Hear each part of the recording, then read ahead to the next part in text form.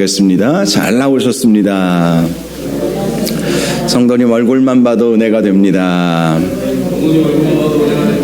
사랑하고 축복합니다. 사랑하고 축복합니다. 교회의 신비 5번째 시간입니다. 교회는 하나님의 비밀의 경륜이다 라는 제목으로 말씀의 은혜를 함께 나누겠습니다. 백합이라고 하는 꽃이 있죠. 백합, 참 아름다운 꽃이지 않습니까? 그 꽃이 살아있을 때에는 참으로 아름다운 향기를 나타냅니다. 향기가 퍼져나가죠. 그런데 그 꽃이 썩으면 가장 심한 악취를 낸다고 합니다. 교회도 마찬가지죠. 교회는 백합화와 같이 아름다운 향기를 바라는 꽃과 같지만 교회가 썩으면 그야말로 가장 악취를 내는 곳이 되어버리고 만다는 것을 기억해야 합니다. 중요한 것은 살아있어야 한다는 것이죠. 백합화가 살아있으면 자연스럽게 그 백합화의 향기를 뿜어내듯이 교회가 살아있다면 살아있는 교회는 자연스럽게 그리스도의 향기를 드러내게 된다는 것입니다. 살아있는 교회는 어떤 교회인가? 서로 사랑함이 살아있고 말씀이 살아있고 기도가 살아있는 교회, 복음 증거가 살아있는 교회, 역동적으로 움직이는 교회, 그 교회가 살아있는 교회인 것입니다. 저는 우리 교회가 살아있어서 그리스도의 향기를 만방에 이렇게 뿜을 수 있는 그러한 교회가 될 수 있기를 원합니다. 그러한 교회는 주어지는 것이 아닙니다. 우리가 함께 만들어 가야 한다는 것을 꼭 기억하시고 그리스도의 향기를 바라는 교회가 되도록 함께 만들어 가실 수 있기를 주님의 이름으로 축복합니다. 오늘 말씀은 교회는 하나님의 경륜의 비밀이다 라는 사실을 우리에게 말씀해 주고 있습니다. 경륜이라고 하는 이 단어는 헬라어 언어 성경을 보면 오이코노미안이라고 하는 단어를 쓰고 있습니다. 이 단어는 어떤 계획이나 경영을 의미하죠. 경륜이라고 하는 용어는 사실 일상적으로 잘 쓰지는 않습니다. 이것을 좀 쉽게 풀어서 해석을 하자면 하나님의 경륜은 하나님의 계획, 하나님의 경영, 하나님의 일하심 이런 것으로 번역을 할 수가 있을 것입니다. 즉 교회가 하나님의 경륜의 비밀이라고 하는 것은 하나님께서 이 땅에 교회를 세우심에 있어서 그 누구도 알지 못하도록 비밀에 붙여진 하나님의 계획 가운데 만들어졌다. 이런 의미를 가지고 있는 것입니다. 그렇다면 왜 하나님께서 교회를 이 비밀에 붙여놓으셨을까요? 그것은 사탄이 알지 못하도록 하기 위해서였습니다. 사탄은 누구입니까? 그는 본래 천사장으로 지음받은 존재였죠. 물론 성경을 보면 사탄을 천사장이었다라고 구체적으로 말씀하고 있는 본문은 없습니다. 다만 몇몇 구절을 통해서 사탄이 어떠한 지위를 가지고 있었는지는 충분히 짐작할 수 있습니다. 에스겔서 28장 13절을 보니까요. 네가 옛적에 하나님의 동산 에덴에 있어서 옛적에 에덴 동산에 있었다. 이 말씀을 통해서 아담과 하와를 유혹했던 그 존재, 뱀으로 변장한 사탄이 떠오르게 되죠. 옛적에 하나님의 동산 에덴에 있어서 각종 보석, 곧 홍보석과 황보석과 금강석과 황옥과 홍만호와 창옥과 청보석과 남보석과 홍옥과 황금으로 단장하였으며 이런 말씀이 있습니다.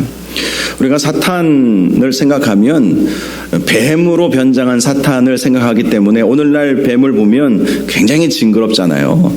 기어다니고 땅속에 이렇게 숨어있고 이런 존재로만 생각해서 뱀으로 변장한 사탄에 대해서 우리는 굉장히 징그럽게 생각을 합니다.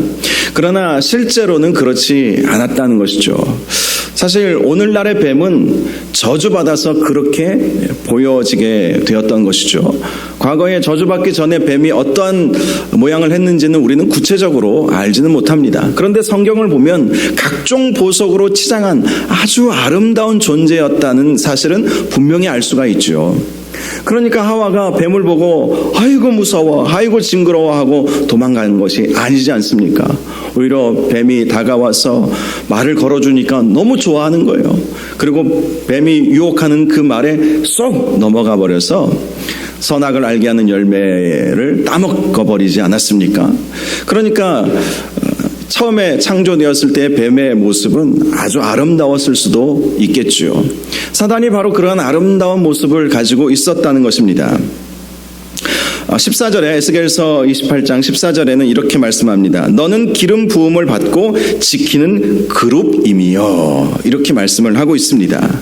기름 부음을 받았다. 하나님께서 그를 세우셨다라는 것을 의미하는 것이고, 그룹이다라고 하는 것은 천사의 그룹 가운데 최고의 높은 자리에 있었다는 것을 말씀해 주는 것입니다.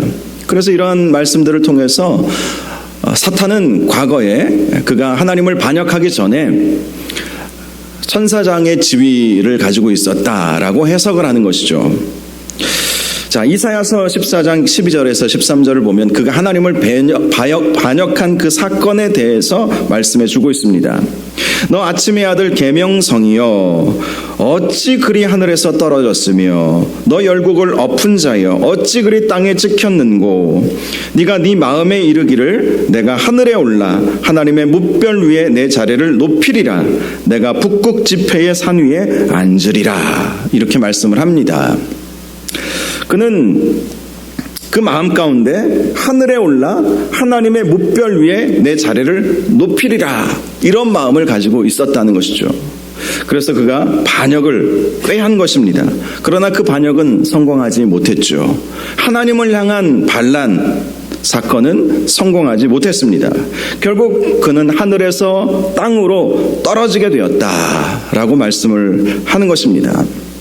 땅에 떨어진 사탄은 어떤 일을 했겠습니까? 에덴 동산에서 잘 살고 있는 아담과 하와를 유혹해서 그들로 죄짓게 만들고 인간을 자기 수하에 두려는 그 계획을 하게 되었던 것입니다.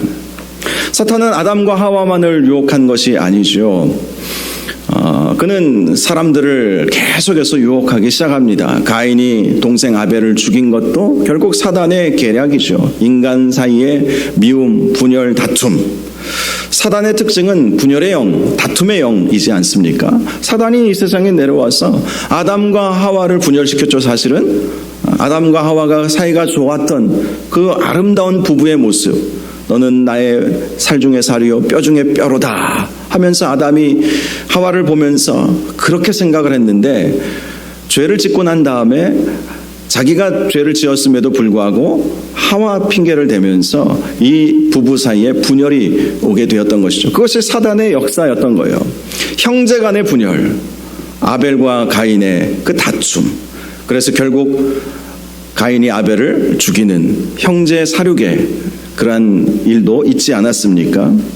창세기 6장을 보니까 하나님의 아들들이 사람의 딸들의 아름다움을 보고 결혼했다는 말씀이 있습니다. 그것이 사탄의 전략이었던 것이죠. 그 결과 홍수가 일어나야만 할 만큼 세상은 죄악이 관영하게 되었던 것입니다.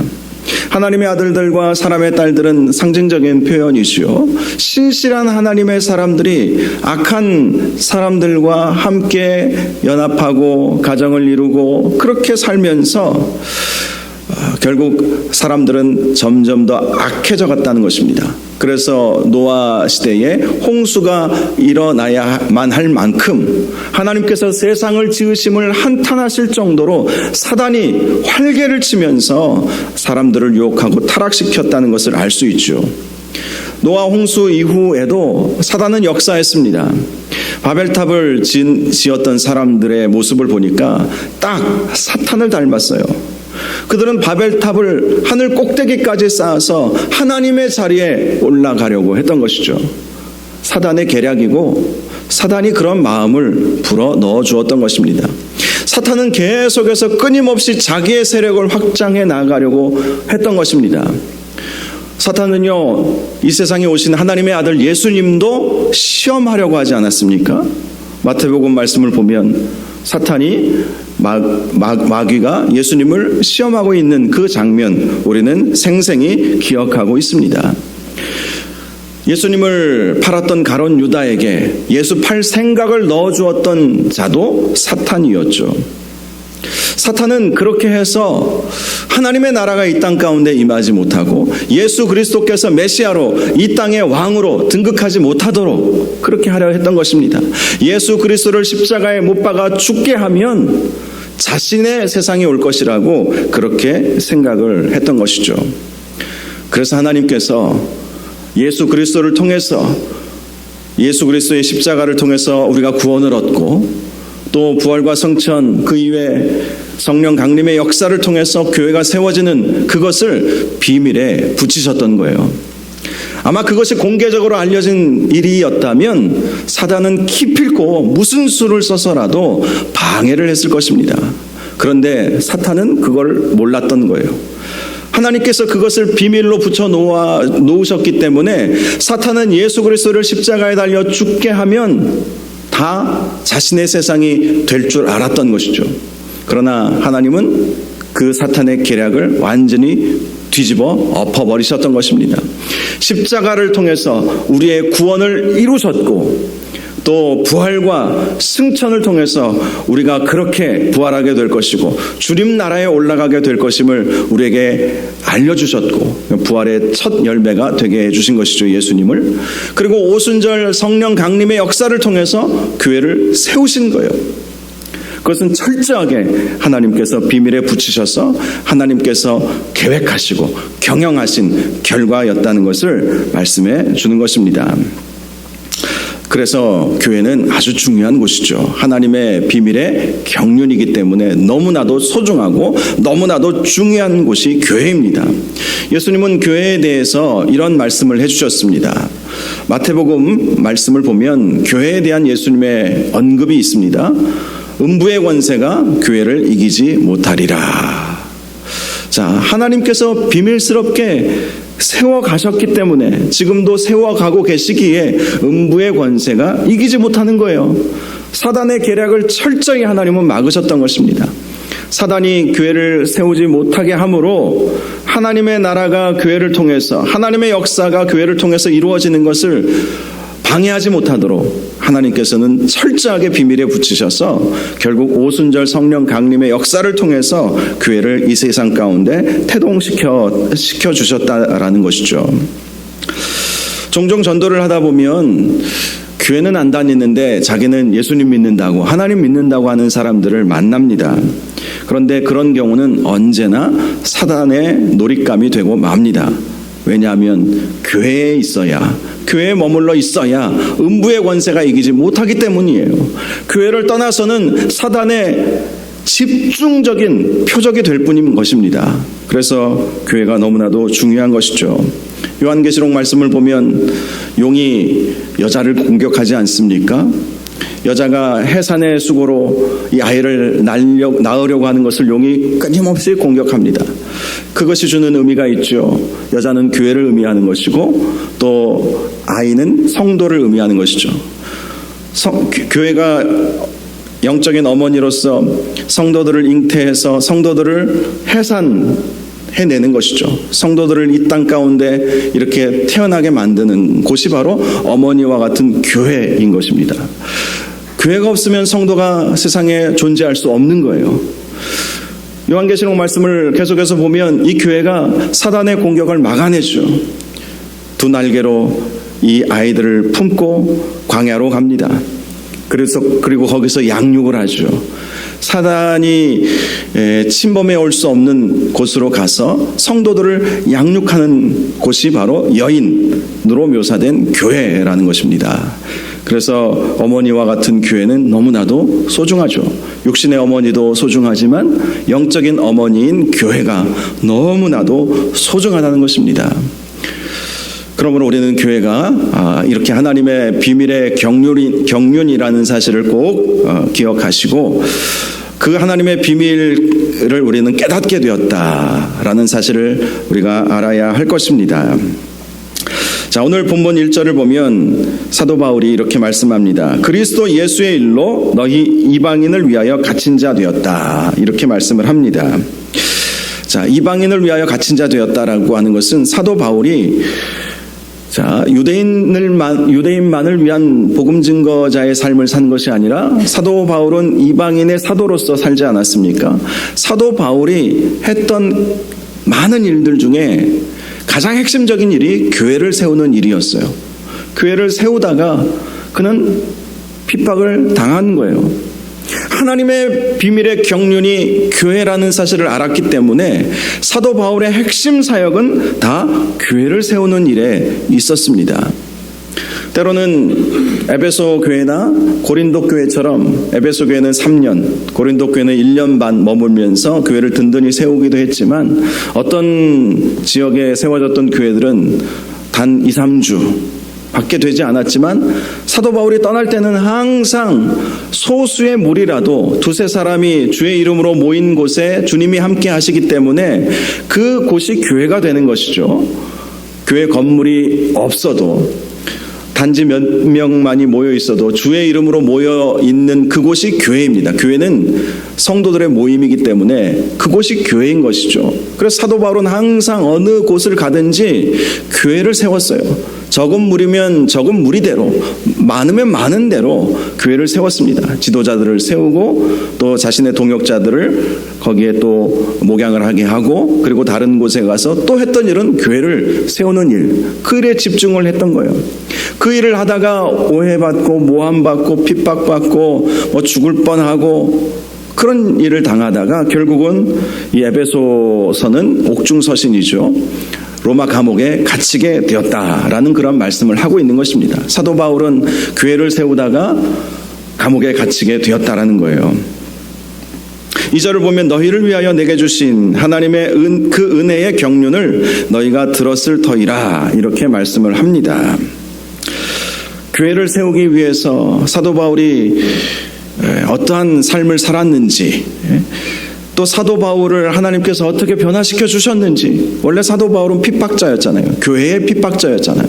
예루살렘 교회의 핍박자로서의 사도 바울이 어떻게 지금 이렇게 교회를 세우는 이방인의 사도가 될 수 있었는지, 너희를 위하여 내게 주신 하나님의 그 은혜의 경륜을 너희가 들었을 터이라. 사도 바울은 가는 곳곳마다, 특별히 에베소 교회는 사도 바울이 3년 동안 사역했던 교회였기 때문에 충분히 그들에게 말씀을 전해 주었던 것입니다. 3절과 4절을 보면 사도 바울이 계시로 비밀을 알게 된 것에 대해서 이미 간단히 기록했다. 그리고 너희가 그것을 읽었다. 이런 말씀이 있습니다. 이 말씀이 의미하는 것은 갈라디아서 말씀을 의미하는 것으로 저는 그렇게 해석을 했습니다. 갈라디아서가 사도 바울이 쓴 서신서 중에 가장 첫 번째로 쓴 서신서로 알려져 있어요. 갈라디아서. 1차 선교 여행 이후에 2차 선교 여행 전에 이 갈라디아서를 썼을 것으로 그렇게 보고 있습니다. 이 갈라디아서는 이 사도 바울의 이 아주 핵심적인 복음의 가장 기본적인 내용들이 나와 있어요. 갈라디아서의 내용은 로마서의 내용하고 아주 비슷합니다. 이신칭의 복음에 대한 강조, 오직 믿음으로 말미암아 의롭게 될 수 있다. 믿음으로 말미암아 구원 얻는다. 이 핵심 메시지가 갈라디아서와 로마서에 나와 있는데 로마서를 요약한 것이 갈라디아서라고 그렇게 볼 수가 있지만 사실은 갈라디아서가 먼저 쓰여지고 한참 후에 로마서가 쓰여지게 되었던 것이죠. 이 갈라디아서 말씀을 보면 2장 말씀에 그가 셋째 하늘을 경험한 사건에 대해서 말씀해 주고 있습니다. 그가 언제 셋째 하늘을 경험했을까? 그가 그의 고향 다소로 낙향했을 때 경험했다고 그렇게 보는 학자들이 많습니다. 그가 고향 다소에서 물론 이방인의 사도로 그가 부름을 받았지만 그 어느 누구 하나 그를 환영해 주지 않았어요. 예루살렘 교회도 그를 여전히 신뢰할 수 없는 눈으로 바라보았고 또 그와 함께 교회를 핍박했던 산헤드린 공회 바리새인들은 변절자로 이렇게 낙인을 찍어버렸기 때문에 더 이상 그는 어디에서든지 사역할 수가 없었습니다. 그래서 고향 다소에 가 있었을 때 그는 기도밖에 못했죠. 그런데 기도 중에 셋째 하늘을 경험한 거예요. 셋째 하늘. 하늘의 비밀을 그가 깨닫게 된 거예요. 그가 깨달았던 비밀 중에 하나가 오직 믿음으로 말미암아 구원을 얻는다는 것. 오직 예수 그리스도를 믿어야만 구원 얻는다는 그 사실을 깨닫고 그 이후에 바나바가 그를 불러서 안디옥 교회를 섬기면서부터 그의 사역이 본격적으로 이제 시작이 되었던 것이죠. 그 갈라디아서 내용 가운데는 이렇게 사도 바울이 어떻게 이렇게 복음 증거자가 되었고 이신칭의의 복음을 어떻게 그가 확신하게 되었고 이 복음은 다른 예루살렘에 있었던 사도들로부터 내가 들은 것이 아니라 오직 하나님께서 자신에게 예수님께서 알려주신 것이다 라는 사실을 이렇게 말씀하고 있죠. 이 갈라디아서는 이제 나중에 사도 바울이 세웠던 교회들마다 회람되어 읽혀졌던 것을 알 수가 있습니다. 바로 그것을 말씀하는 것이죠. 내가 이미 전에 너희들에게 간단히 썼듯이 너희들도 내가 이 비밀을 어떻게 알게 되었는지 너희들이 다 알고 있지 않느냐 이렇게 말씀을 하고 있습니다.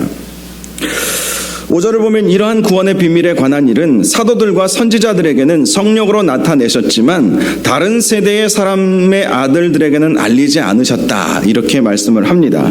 다른 세대는 구약시대를 말하는 것으로 볼 수 있고요. 사람의 아들들은 이방인들을 말합니다. 즉 구약시대의 이방인들은 구원의 비밀을 알 수도 없었다는 것이죠. 알지도 못했기 때문에 이방인들이 구원을 받을 수 있는 길이 열리지도 않았다는 것입니다. 물론 구약시대에 이방인이라 할지라도 여호와의 회중에 들어올 수 있는 길은 있었습니다. 만일 이방인 중에 하나님을 믿겠다고 하면 먼저 할례를 행하게 했습니다. 그리고 율법을 지키기로 서약했고요. 나중에 세례를 받은 후에 여호와의 회중에 들어올 수 있었죠. 그러나 그들은 유대인이 되기로 서약해야만 여호와의 회중으로 들어오는 거예요. 그런데 사도 바울이 깨달은 것은 그것이 아니었다는 것이죠.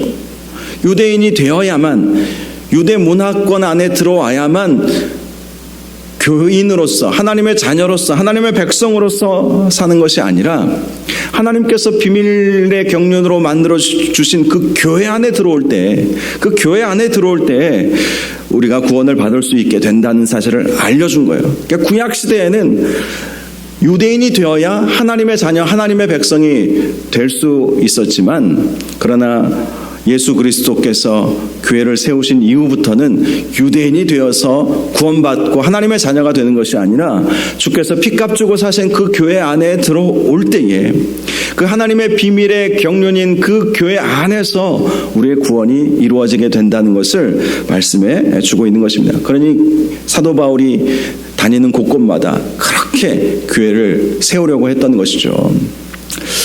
지금도 선교지에서 선교의 방법들이 여러 가지 방법들이 있죠. 그런데 우리 복음주의 선교사님들은 항상 최우선을 교회를 세우는 것에 둡니다. 물론 교회를 세우기 전에 학교도 세우고 병원도 짓고 그리고 구제 사역도 하는 사역들도 병행하지만 목표는 교회를 세우는 것에 있어요. 교회를 통해서 하나님의 구원의 역사가 펼쳐진다는 사실을 우리는 알고 믿기 때문에 항상 우리는 교회를 세우는 것에 목표를 둡니다. 그런데 일부 어떤 선교 단체들이 좀 많은 문제가 있는 경우들이 있었죠. 복음만 전하고 오는 거예요. 복음만 전하고. 그래서 큰 집회를 열고 그 집회에 수천 명을 모아서 그렇게 복음을 전하고 선물 나눠주고 빠져나오는 거예요. 이제 거기에 대한 많은 문제점들이 일어나게 되었습니다. 비밀스럽게 교회를 이루고 있는 그러한 작은 선교사님들이 세웠던 그러한 교회들이 있지 않겠습니까? 이슬람권이나 공산권에서 그렇게 갑자기 와서 큰 집회를 열고 그렇게 해서 복음 선포하고 자기들은 빠져나갔지만 은밀하게 복음을 전하고 공동체를 만들어서 교회를 세워가고 있었던 현지인들과 선교사님들은 그 이슬람권과 이 공산권의 그 정부의 주 타겟이 되어버리죠. 그래서 결국은 핍박받아서 쫓겨나가고 교회가 와야 되는 그런 일들도 벌어지는 것이죠. 그래서 우리는 항상 어떤 일이든지 교회를 세우는 것에 목표를 두어야 됩니다.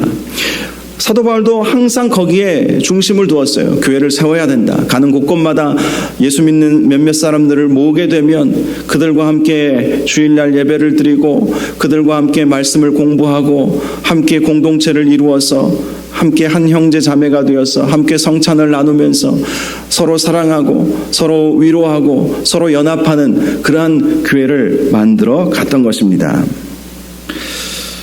6절을 보면 이방인들이 복음으로 말미암아 그리스도 예수 안에서 함께 상속자가 되고 함께 지체가 되고 함께 약속에 참여하는 자가 되었다라고 말씀을 합니다. 사도 바울의 그러한 노력의 결과로 이방인이라 할지라도 함께 하나님의 자녀로 하나님의 권속으로 함께 예수 안에서 상속자가 되고 함께 지체가 되고 함께 약속에 참여하는 교회 공동체를 이루게 되었다라고 그렇게 말씀합니다. 사도 바울은 그의 일생을 교회를 세우는 일에 바쳤다고 보아도 과언은 아니라는 것이죠. 7절을 보면 사도 바울이 교회를 세움에 있어서 그의 능력이 역사하시는 대로 내게 주신 하나님의 은혜의 선물을 따라 내가 일꾼이 되었다라고 말씀합니다. 사도 바울의 힘으로 그의 지식으로 그의 능력으로 행한 것이 아니라 그의 능력이 역사하시는 대로 실제로 사도 바울이 방문했지만 교회를 못 세우는 경우들도 있었어요. 그것은 하나님의 영역이니까 하나님께 맡겨드리는 거예요. 하나님께서 역사하시는 대로 만약에 사도 바울이 복음을 전하다가 쫓겨나면 그는 도망가면서 이렇게 사람들을 세우고 또 쫓겨나고 하나님이 이리로 가라고 하면 그리로 가서 거기서 복음을 전하고 교회를 세우고 그런 일들을 계속해서 했다는 것입니다. 내게 주신 하나님의 은혜의 선물을 따라서 하나님께서 말씀하여 주시는 대로 또 하나님께서 이끄시는 대로 가는 곳곳마다 사람들을 만나면 복음을 전하고 또 그들을 모아서 교회를 세우는 그 일을 감당했다는 것입니다. 그래서 이렇게 고백하죠. 8절에 성도 중에 지극히 작은 자보다 더 작은 나에게 이 은혜를 주셨다. 교회를 세운다는 것, 복음을 증거한다는 것, 이것은 하나님의 크신 은혜임을 믿으시기를 바랍니다. 우리가 물론 다 교회를 세울 수는 없겠지만 우리가 우리 교회를 이렇게 다니고 교회를 섬긴다는 것도 교회를 세우는 것이죠. 세워가는 거예요. 세워진 곳에 우리가 가는 것이 아니라 제가 늘 말씀드리지 않습니까? 교회는 세워져 가는 거예요. 연합하여서 성전이 되어 가느니라. 지난주에 우리가 함께 나눈 말씀과 같이 완성된 교회에 우리가 다니는 것이 아니라 그 교회를 우리가 세워가는 거예요. 그렇게 교회를 섬기고 세워가는 것이 하나님의 크신 은혜인 줄 믿으시기 바랍니다. 교회를 섬길 수 있다는 것. 교회를 섬긴다는 것은요, 교회의 연약한 모습이 보인다는 것이잖아요. 어느 부분에 연약함이 있기에 내가 채워야겠다. 그것이 교회를 세워가는 것이죠. 그렇게 교회를 세워가는 것이 지극히 작은 나에게 주신 하나님의 은혜라는 것이죠. 교회를 섬기는 것 정말 하나님의 큰 은혜임을 기억하시고 우리의 교회가 하나님께서 기뻐하시는 복되고 아름다운 교회가 되도록 만들어 가실 수 있기를 바랍니다. 자, 10절을 보니까 자신이 교회를 세우는 일에 열심을 내게 된 이유에 대해서 이렇게 말씀합니다. 이제 교회로 말미암아 하늘에 있는 통치자들과 권세들에게 하나님의 각종 지혜를 알게 하심이라. 자, 하늘에 있는 통치자들과 권세들은 천사들을 말합니다. 천사들에게 알게 하기 위해서, 하나님의 각종 지혜를 알게 하기 위해서 자기는 교회를 세워나갔다는 거예요. 물론 천사들이 몰랐겠습니까? 오순절 성령 강림 역사 이후에 천사들은 하나님의 그 비밀의 경륜을 알게 되었죠. 그런데 왜 사도 바울이 통치자들과 권세들에게 하나님의 각종 지혜를 알게 하기 위해서 이 교회를 세워나갔다고 말씀했을까요? 그것은 그만큼 사도 바울이 교회를 소중히 여기고 교회를 통해 펼쳐지는 하나님의 역사가 크다는 것을 믿었기 때문이었죠. 천사들이 몰라서가 아니라 천사들도 알게 하기 위해서라도 정말 최선을 다해서 가는 곳곳마다 복음을 전하고 교회를 세워갔다는 것입니다. 그만큼 사도 바울은 교회를 소중하게 여겼던 것입니다. 12절을 보면 우리가 어떻게 교회로 모일 수 있게 되는지에 대한 말씀이 있습니다. 우리가 그 안에서 그를 믿음으로 말미암아 담대함과 확신을 가지고 하나님께 나아감을 얻었도다 라고 말씀을 합니다. 우리가 하나님께로 모이게 된다는 것, 교회로 모이게 된다는 것은 믿음으로 가능하다는 것을 말씀하는 거예요. 당연히 우리는 믿음이 있기에 이 자리에 모여서 하나님께 예배를 드리고 있습니다. 그런데 초대교회 시절을 생각해 보십시오. 믿음 없이는 교회로 모일 수가 없어요. 믿음 없이는. 초대교회는요, 목숨 걸고 예수님 믿었어요. 우리는 목숨 걸고 믿지는 않잖아요. 예수 믿는다고 누가 우리를 핍박합니까? 물론 크고 작은 핍박들은 있겠지만 우리가 교회 나간다고 정부에서 우리를 핍박합니까? 마치 북한에서 지하교회에서 예수 믿는 성도들을 생각하시면 당시 초대교회가 어떤 상황 속에서 예수 믿었는지를 우리는 충분히 짐작할 수 있습니다. 목숨 걸고 믿는 거예요. 목숨 걸고. 그러니 믿음으로만이 그들이 모일 수 있는 원동력이 되었던 것입니다. 그 믿음 때문에 담대함과 확신을 가지고 하나님 앞에 나아갈 수 있게 되었던 것이죠. 저와 여러분도 믿음으로 주님 앞에 나아가시기 바랍니다. 믿음으로 교회에 오셔서 하나님 앞에 예배하고 함께 교회를 세워 나아갈 수 있기를 바랍니다. 믿음이 없으면 이 일을 감당하기가 참 어렵습니다. 교회를 섬긴다는 것이요, 너무 어려워요. 사실 쉽지 않아요. 목회자만 그런 줄 아십니까? 우리 장로님, 권사님들도 다 그런 마음을 가지고 계실 거예요. 교회를 아름답게 섬겨 나가려면 얼마나 큰 희생과 헌신이 따르는지 우리는 충분히 알고 있지 않습니까? 그러므로 믿음 없이는 교회를 세워 나갈 수 없는 것이죠. 교회를 섬겨 나아갈 수가 없는 것입니다. 저와 여러분이 믿음으로 말미암아 담대하게 또 확신을 가지고 주님 앞에 나아가시고 또 교회를 아름답고 복되게 섬겨 나아가시기를 바랍니다. 마지막 13절. 그러므로 너희에게 구하노니 너희를 위한 나의 여러 환난에 대하여 낙심하지 말라. 이는 너희의 영광이니라. 사도 바울은 복음을 전하다가 감옥에 gat혔죠. 그리고 언제 죽을지 모르는 상황이 되었습니다. 그런데 성도들에게 말하죠. 낙심하지 말라는 거예요. 이는 너희의 영광이다. 고난, 예수님을 믿고 교회를 만들어가고 교회를 섬기고 교회를 세워감에 있어서 많은 희생과 고난이 오지만 그것이 우리의 영광이다. 영광이다. 여러분, 하늘에서 우리가 상급이 있다는 사실을 믿지 않습니까? 누가 큰 상급을 받을 수 있겠습니까? 힘든 교회 잘 섬기면 큰 상급이 올 줄로 믿습니다. 정말 그런 믿음으로 우리가 교회를 섬기는 것이죠. 물론 그렇다고 큰 교회에 다니는 사람들이 상급이 없다는 것은 아니죠. 큰 교회는 큰 교회대로, 제가 부산에서 수영로교회에서 재적 10만 명이 넘었고요. 출석 3만 명이 넘었던 교회. 그런데 그 안에서도요, 정말 신실하게 교회를 섬기시는 많은 분들을 봤어요. 교회가 크든 작든 그냥 대충 다니는 사람들이 있지만 또 어떤 분들은 최선을 다해서 섬기지 않습니까? 섬기다 보면 여러 가지 오해도 받고 또 안 좋은 소리도 듣고 그럴 수 있어요. 그럼에도 불구하고 그것이 나의 상급이고 나의 영광이다, 이런 마음으로 교회를 섬겨 나가시기를 바랍니다. 사도 바울이 그러한 마음이 있었기에 교회를 섬겼던 것이고 교회를 여러 곳에 세울 수 있었던 것입니다. 교회는 하나님의 비밀의 경륜이었습니다. 하나님은 예수 그리스도의 십자가의 대속의 죽음과 부활과 승천, 그리고 그 뒤에 이어지는 오순절 성령 강림의 역사를 통해서 교회가 세워지도록 은밀히 계획하셨습니다. 사도 바울은 그 비밀을 깨달은 이후부터 교회를 세워나가기 시작했습니다. 그리고 한번 교회를 세웠다고 거기에 멈추는 것이 아니라 교회를 든든히 세우기 위해서 계속해서 부단히 기도하고 또 계속해서 방문하고 그러면서 교회를 교회답게 그렇게 만들어 갔던 것이죠. 우리가 한 교회를 섬기고 있지만 이 교회는 하나님의 비밀의 경륜의 역사라는 사실을 기억하시고 주님의 그 비밀의 경륜에 함께 동참하시는 저와 여러분들 되시기를 바랍니다. 비밀스러운 것을 맡은 자라는 것을 꼭 기억하시고 주님의 몸된 교회를 아름답게 세워가시기를 주님의 이름으로 축복합니다. 기도하겠습니다. 거룩하시고 존귀하신 아버지 하나님, 교회는 하나님의 비밀의 경륜의 열매임을 믿습니다.